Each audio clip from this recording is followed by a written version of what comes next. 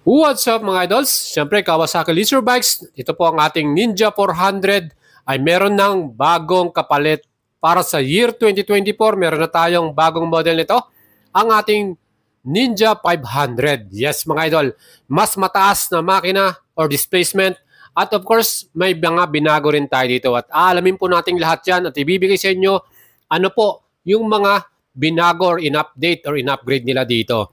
Plus, ano po ba ang magiging advantage natin? And marami po tayong mga idols natin, mga subscriber at nagtatanong po sa atin ng bagong specs and features itong ating Ninja 500. Well, very interesting na daw itong ating bagong model na to kasi mayroon na siyang bagong makina, no? So, mas pinalakas pa. So, from the 400cc, ginawa na po itong 451cc. It's the same engine ng ating Kawasaki Eliminator 450. So sa mga Diyos natin, ito po, nilaunch po sa bansang Europa, itong ating bagong Ninja 500 at naganap po yan dito sa kakatapos lang na EICMA Moto Show. Ano? At kasabay din po nilang nilaunch at nilabas yung kanilang bagong Z500, kapalit itong Z400 na. And dahil nga phase out na po itong ating model na to sa Pilipinas ngayon, wala na pong available na Z400 na merong presyo na 279,000 pesos. Inaasahan na po natin na meron siyang magandang upgrade. At ito nga para sa ating 2024 model na Z500. Makikita nyo yung kanyang design, almost the same with our 2023 model. Pero ito nga po, ang pinaka-noticeable sa atin dito yung kanyang bagong engine. So meron na rin tayong same engine with Eliminator, naging 451cc na to, parallel twin cylinder pa rin at 6-speed transmission. Para naman sa kanyang electronics, meron pa rin po itong equipped na assistant slipper clutch at dual channel anti-lock braking system. So, ang nakita rin natin binago nila dito, meron tayong two versions sa ating 2024 model. Meron tayong standard at special edition. Para naman sa ating special edition, magiging keyless system na siya at meron siyang full color TFT panel. Yan po yung magiging bagong color version natin para sa ating special edition. Red color mga idol. At syempre, nakita naman po nyo yung launching nito sa EICMA Moto Show sa Europa. At talaga namang dinumog din. Marami pong nagkagusto rito. Well, yung inaasahan sana natin, yung kanyang front suspension, maging inverted po sana, ano? Or maging dual disc yung ating front brake. At magkaroon din ito ng traction control. Yan po yung mga inaasahan natin sanang big update or upgrade ng model na to. Pero yun nga po, yan po ay hindi napalitan or nadagdag para dito sa ating 2024 Z500 mga idols. Kaya ito nga po, mag-leave po kayo ng ating comment sa ating section para malaman natin yung mga nasa sa loob nyo mga idols kung ito po ba ay sulit or bitin para dito sa ating new model na to. Ang ating bagong model from Kawasaki, ang Z500 at Ninja 500. Kaya mga idols, kung magugustuhan nyo po itong ating video, pakishare po sa inyong mga tropa. Again, subscribe kayo sa ating YouTube channel. Malapit na tayo mag 100,000 subscriber. At ngayon pala, nagpapasalamat na ako sa inyong mga idols. Siyempre, dahil sa inyong suporta, tayo po ay nag-grow yung ating channel. Kaya mga idols, may mga katanungan pa po kayo at gustong malaman, pwede nyo po ako i-PM sa ating FB page, Boy Salabarria, like and follow na yan. Well, tignan po muna natin itong ating model na Ninja 400 na meron tayo ngayon sa Pilipinas. Of course, meron tong displacement na 399cc with parallel twin cylinder at yan po ay merong double overhead camshaft, 8 valves, electronic fuel injection by Kawasaki at naka-liquid cooling na rin. Ang kanyang compression ratio ay 11.5/1 at bore by stroke na 70/51.8. Again, 6-speed transmission to. At of course, itong ating mga ilaw, LED na yung kanyang headlight at taillight at naka-ordinary bulb yung ating mga signal light. Kaya mga idols, itong ating instrument panel naman para sa Ninja 400 ay meron tayong semi-digital, isa combination po ng analog at digital instrument panel. Of course, meron tayong equipped dito na slipper clutch at meron din tayong dual channel anti-lock braking system.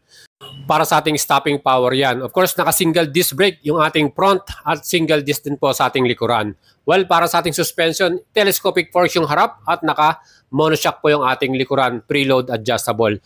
Well, para sa ating seat height, ito po ay may sukat na 785mm at yung ground clearance naman 140mm.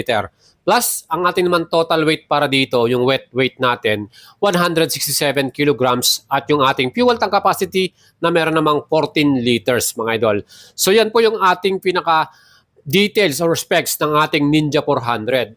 And as of now mga idols, meron pa rin po tayong mga available unit for Ninja 400. So sa mga gusto pong humabol at magkaroon pa ng ganitong kapormang sports bike from Kawasaki, pwede pa rin po kayong makabili nito At pwede nyo akong ipian sa ating FB page, Boat Chalabaria, kung gusto nyo po at kursunado nyo ito mga idols.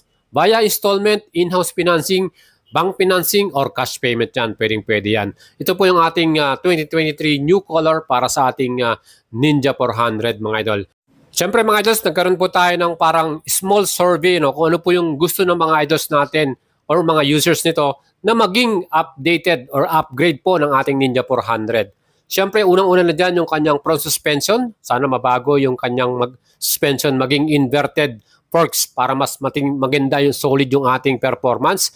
Pangalawa, yung ating makina, siyempre, talagang maganda rin na in-update nila for 400 to 451cc. Pangatlo, yung ating disc brake, yung ating harapan, sana daw gawin nilang dual disc, dalawang disc brake yan.